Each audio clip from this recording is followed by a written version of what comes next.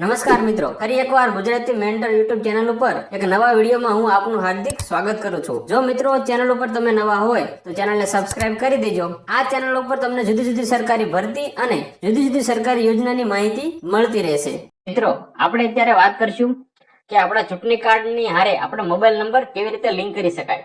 જો આપણો mobile number ચૂંટણી કાર્ડ હારે લિંક હોય તો આપણે ચૂંટણી કાર્ડને ગમે ત્યારે ડાઉનલોડ કરી શકીએ અથવા ગમે ત્યારે તેનો ઉપયોગ કરી શકીએ. અને ચૂંટણી કાર્ડ ચૂંટણીમાં વોટ દેવા માટે મહત્વપૂર્ણ ડોક્યુમેન્ટ હોવાથી તેનો મોબાઈલ નંબર લિંક રાખવો જરૂરી છે, જેથી આપણે એનો સરળતાથી ઉપયોગ કરી શકીએ. તો મોબાઈલ નંબર લિંક કરવા માટે સૌપ્રથમ આપણે અહીંયા ટાઈપ કરશું www.voters.eci.gov.in એટલું ટાઈપ કરી અને એન્ટર આપી દઈશું. એટલે આ રીતની જે આપણે ઇલેક્શન કમિશન ઓફ ઇન્ડિયાની ઓફિશિયલ વેબસાઇટ ખુલી જશે. તો આપણે એના ઉપર ક્લિક કરશું. મિત્રો, આ આપણે ઇલેક્શન કમિશન ઓફ ઇન્ડિયાની ઓફિશિયલ વેબસાઇટ ખુલી ગઈ છે. હવે મિત્રો, મોબાઈલ નંબર લિંક કરવા માટે સૌપ્રથમ આપણું એકાઉન્ટ હોવું જરૂરી છે. જો તમારી પાસે એકાઉન્ટ બનાવેલું હોય, જે આ વોટરની વેબસાઇટ છે એની પર તમારું જો એકાઉન્ટ બનાવેલું હોય તો તમે અહીંયા ડાયરેક્ટ લોગિન કરી શકો. અને જો તમારી પાસે એકાઉન્ટ બનાવેલું ના હોય તો પહેલા આપણે એકાઉન્ટ બનાવવું પડે. તો આપણે ચાલો મિત્રો પહેલા એકાઉન્ટ બનાવીએ. એકાઉન્ટ બનાવવા માટે અહીંયા જે સાઇન અપ નો ઓપ્શન છે તેના ઉપર ક્લિક કરશું. અહીંયા મોબાઈલ નંબર એન્ટર કરશું અને અહીંયા ઈમેલ આઈડી ઓપ્શનલ છે, તમે નાખ્યું હોય તો નાખી શકો અને ના નાખ્યું હોય તો પણ ચાલે. આપણે ઈમેલ આઈડી નાખી દઈશું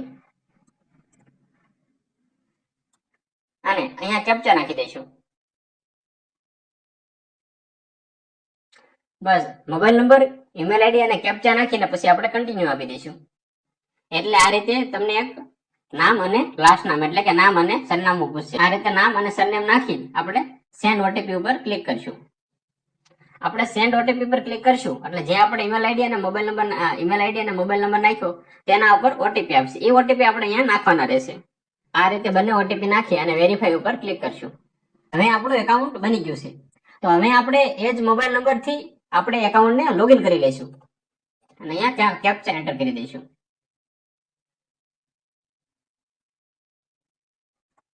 અને રિક્વેસ્ટ ઓટીપી પર ક્લિક કરશું એટલે આપણા મોબાઈલમાં લોગિન કરવા માટેનો ઓટીપી આવશે. એ ઓટીપી આપણે અહીંયા એન્ટર કરી દઈશું.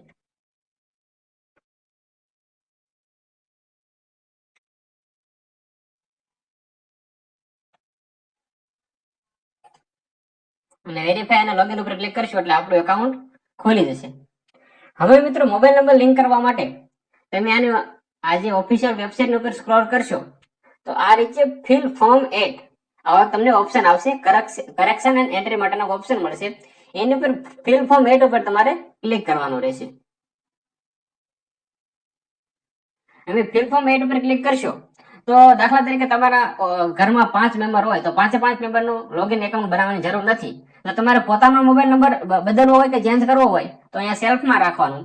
અને તમારા પરિવારના કોઈ અન્ય વ્યક્તિનો મોબાઈલ નંબર તમારે બદલવો હોય તો અધર ઇલેક્ટરમાં સિલેક્ટ કરવાનું. આપણે પોતાનો નંબર બદલવાનો છે એટલે સેલ ઉપર ક્લિક કરશું અને ઇપિક નંબર એટલે આપણે જે વોટર આઈડી નંબર હોય એ સબમિટ કરી દઈશું. ઇપિક નંબર નાખીને સબમિટ આપી દઈશું. મિત્રો, આપણે સબમિટ આપશું એટલે આપણી જે વ્યક્તિની ડિટેલ હશે બધી ડિટેલ આવી જશે. એ ડિટેલ ઓકે હોય તો નીચે આપણે અહીંયા ઓકે આપી દેવાનું. હવે અહીંયા તમને પૂછશે કે તમારે શું સુધારો વધારો કરવો છે. તો આપણે જે બીજો ઓપ્શન છે correction of entries in existing electrical roll, આ બીજા ઓપ્શન ઉપર ક્લિક કરવાનું અને અહીંયા ઓકે આપી દેવાનું. બીજા ઓપ્શન ઉપર ક્લિક કરીને ઓકે આપશો એટલે અહીંયા બધી ડિટેલ આવી જશે. એ ડિટેલ તમારે જોતું જવાનું, ચેક કરતું જવાનું. ખોટી ડિટેલ હોય તો અહીંયા નવી ડિટેલ નાખી દેવાની. પહેલી ડિટેલ ઓકે છે એટલે આપણે અહીંયા નેક્સ્ટ ઉપર ક્લિક કરશું એટલે બીજી ડિટેલ આવશે. એ ડિટેલમાં તમને પૂછશે તો તમારે અહીંયા આધાર સિલેક્ટ કરી દેવાનું. હવે આધાર નંબર નાખવાનો રહેશે તમારે અહીંયા. હવે અહીંયા તમારા મોબાઈલ નંબર સેલ્ફ અને ઈમેલ આઈડી પણ અહીંયા તમારે જે નંબર નાખવાનો હોય એ નંબર એડ કરી દેવાનો. અને અહીંયા તમારી ઈમેલ આઈડી નાખી હોય તો ઈમેલ આઈડી પણ જો પોતાની હોય તો અહીંયા ઈમેલ આઈડી સિલેક્ટ કરી દેવાની.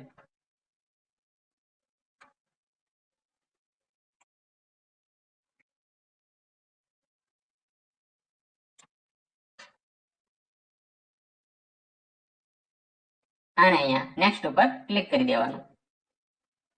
અહીંયા correction of entries in existing electrical roll ઉપર સિલેક્ટ થયેલું આવશે. અહીંયા તમને પૂછશે કે આમાં તમારે શું ચેન્જ કરવું છે, તો આપણે અહીંયા મોબાઈલ નંબર ઉપર ક્લિક કરશું. તમે એટલી વસ્તુ અહીંયાથી અપડેટ કરી શકો, નામ અપડેટ કરી શકો, જેન્ડર અપડેટ કરી શકો, date of birth age update કરી શકો, રિલેશનશિપ અપડેટ કરી શકો, રિલેટિવનું નામ અપડેટ કરી શકો, એડ્રેસ અપડેટ કરી શકો અને ફોટો અપડેટ કરી શકો. આપણે અહીંયા મોબાઈલ નંબર અપડેટ કરવાનો એટલે મોબાઈલ નંબર ઉપર ક્લિક કરી અને અહીંયા આપણે મોબાઈલ નંબર નાખી દઈશું અને પછી અહીંયાથી નેક્સ્ટ આપી દઈશું. હવે અહીંયા ફાઇનલ તમારે જે જગ્યાએ તમે રહેતા હોય એનું નામ નાખી દેવાનું ટૂંકમાં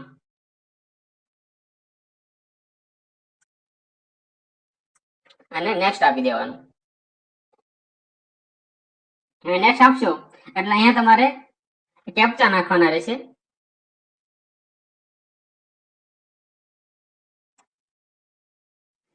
અને સેન્ડ ઓટીપી પર ક્લિક કરશો એટલે તમારા જે તમે જે નંબર નાખ્યો એ નંબરમાં ઓટીપી આવશે.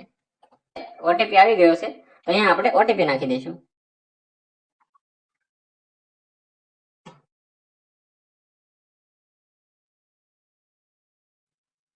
અને રિવ્યુ એન્ડ સબમિટ ઉપર ક્લિક કરશું. હવે જે આપણે ફોર્મ ભર્યું એ આખી ફોર્મ પીડીએફ સ્વરૂપે આવી ગયું છે. આમાં બધી વિગત આપણે ચેક કરી લેવાની અને અહીંયાથી જો તમારા કઈ ફોર્મમાં ભૂલ હોય તો કીપ એડિટિંગ ઉપર આપીને એમાં સુધારો કરી લેવાનો. આ પ્રિન્ટને ડાઉનલોડ કરી લેવાની અને અહીંયાથી ઈ સાઇન એન્ડ સબમિટ ઉપર ક્લિક કરી દેવાનું. તમને પૂછશે કે તમારે ફાઇનલ ફોર્મ સબમિટ કરવું છે તો આપણે યસ ઉપર ક્લિક કરી દેવાનું. મિત્રો હવે આપણે અહીંયા આપણે ઈ સાઇન કરવાની, જે આપણો આધાર નંબર છે તે આધાર નંબર અહીંયા એન્ટર કરી દેવાનો. આધાર નંબર એન્ટર કરીને ગેટ ઓટીપી પર ક્લિક કરશો એટલે ઓટીપી આવશે. આપણે ઓટીપી આવી જશે, ઓટીપી અહીંયા નાખી દઈશું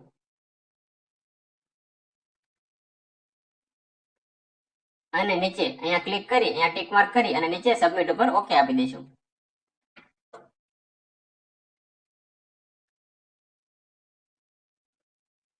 મિત્રો આપણી અરજી સબમિટ થઈ ગઈ છે. હવે આ નંબર ખાસ તમારે નોંધી લેવાનો કે આ નંબર તમને અરજી ટ્રેક કરવામાં મદદરૂપ થશે. અહીંયાથી તમે એકનોલેજ પણ ડાઉનલોડ કરી શકો અને એ ડાઉનલોડ થઈ જાય પછી અહીંયા ક્લિક કરી દેશો. આપણે જોડે જોડે એ પણ જોઈ લઈશું કે આપણે અરજી કઈ રીતે ટ્રેક કરવી. તો આપણે આ નંબર છે એને એકવાર કોપી કરી લઈશું. આ નંબર ખાસ તમારે ગમે નોંધી લેવાનો અથવા આનો સ્ક્રીનશોટ પાડી લેવાનો. આ રીતે આપણે નંબરને કોપી કરી અને આપણે અરજી પણ ટ્રેક કરી લઈશું કે અરજી આપણે કઈ રીતે ચેક કરી શકીએ, આપણી અરજી ક્યાં પહોંચી, કયા સ્ટેટસમાં છે. અરજી ચેક કરવા માટે મિત્રો આપણે આપણા હોમ પેજ ઉપર આવી ગયા છીએ.